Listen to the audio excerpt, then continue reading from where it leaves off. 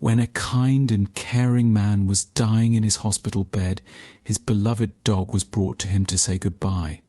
What happened next will bring tears to your eyes and leave you feeling heartbroken. Ryan Jessen was a man like any other. He lived an ordinary and unremarkable life in California, and he was happy with his job as a landscaper. He certainly enjoyed doing what he did for a living and found that not only did he relish in creating something new and beautiful, but he also loved the creativity and freedom that line of work afforded him. He had met plenty of people, made all kinds of acquaintances, and even created some endearing friendships while working at that job. One day, while he was on his way back from work, Ryan cut through a cemetery.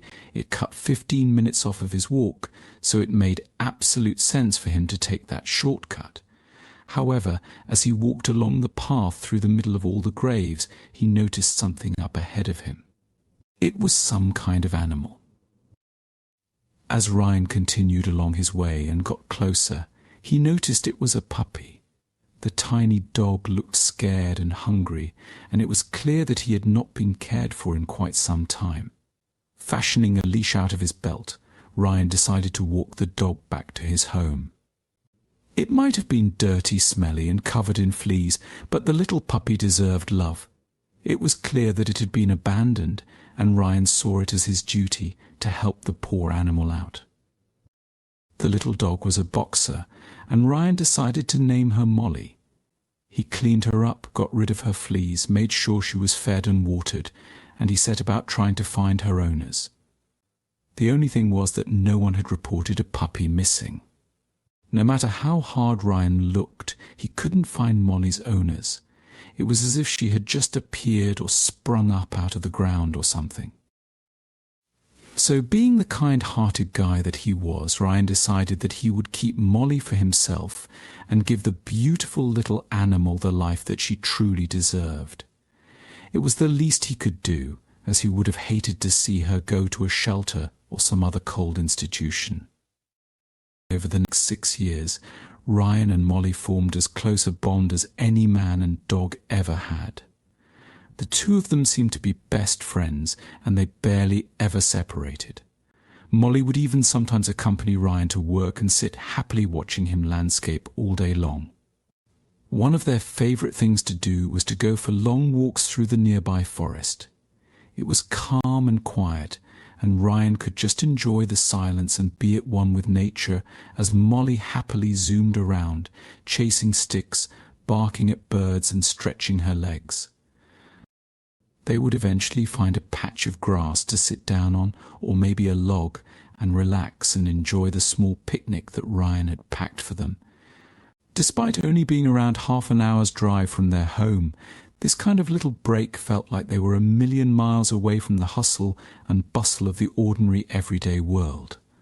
Ryan and Molly loved it, and they truly valued their time together.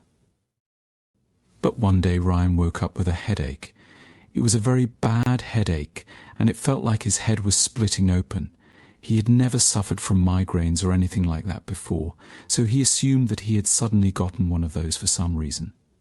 However, over the course of the next few hours, the pain didn't ease. In fact, it got much, much worse. He ended up nearly collapsing and taking himself to the hospital to be checked out. This was surely not something normal. Ryan was right to be concerned. The doctors carried out several tests and checks and discovered that he was suffering from a ventricular brain hemorrhage. This is a severe and life-threatening condition where there is bleeding inside or around the ventricles in the brain. This kind of intracranial bleeding can put pressure on the all-important nerve cells and cause irreversible damage to them, resulting in brain injury or even death. The condition needs to be treated properly and decisively in order to fix it and maintain any hope of the person surviving and living a normal life. In many cases it happens randomly and seems almost cruel and unfair. Unfortunately, despite the doctor's best efforts, Ryan fell into a coma where he remained for quite some time. This is both a bad thing and a good thing. Ideally, a person should not be in a coma at all, but on the other hand, it gives medical professionals a small opportunity to still treat them and the underlying cause while the body rests. That's why doctors and surgeons endeavour to fix the bleeding and reverse any damage that Ryan might have suffered. They speculated that the sudden medical disaster may have been caused by Ryan's blood pressure, which, combined with the fact that he loved his energy drinks, could have been a recipe for disaster. Yet even though doctors tried everything that they could think of to help Ryan recover, there was still no change in his situation. Now, Ryan's family was faced with a heartbreaking decision about whether to turn the life support systems off and let him die peacefully. It was the most difficult and soul-destroying of decisions to make. On one hand, Ryan might get better eventually if doctors were able to figure something out, but on the other hand, his brain would probably be far too damaged for him to have any quality of life. They weighed up the pros and cons for each decision and ultimately decided it would be for the best for Ryan's life support to be withdrawn. The family prepared to say their goodbyes, though they knew that the moment wouldn't be complete without a certain someone who meant the world to Ryan, Molly. It was clear that Molly had missed Ryan while he had been in the hospital, so it only seemed right that she too should have the opportunity to see him one last time. Luckily, the hospital staff agreed to the family's request. Usually dogs are not allowed inside hospitals, but they understood the importance of Molly to Ryan and vice versa. So the dog was brought to the hospital, where she found Ryan's mother, father and sister waiting. They then sadly entered Ryan's room to say their final goodbyes before the life support system was turned off.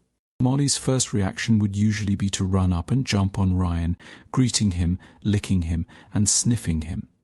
But that day she seemed quite reserved, even a little shy and timid. This was not like Molly at all, as she was usually a very outgoing dog. But it seemed as if she understood the gravity of the situation, and she could tell how sad and upset everyone was. She sniffed around Ryan and tucked her tail between her legs. Ryan's mother lifted her up and gently placed her on the bed next to him. Molly made herself comfortable, all the while softly sniffing at her owner's face. She still seemed timid and worried, but it was clear she knew who Ryan was, despite him having all kinds of tubes and wires coming out of him. Molly softly licked his face and let out a soft whine, looking at Ryan's family as if she was pleading with them to help her beloved owner.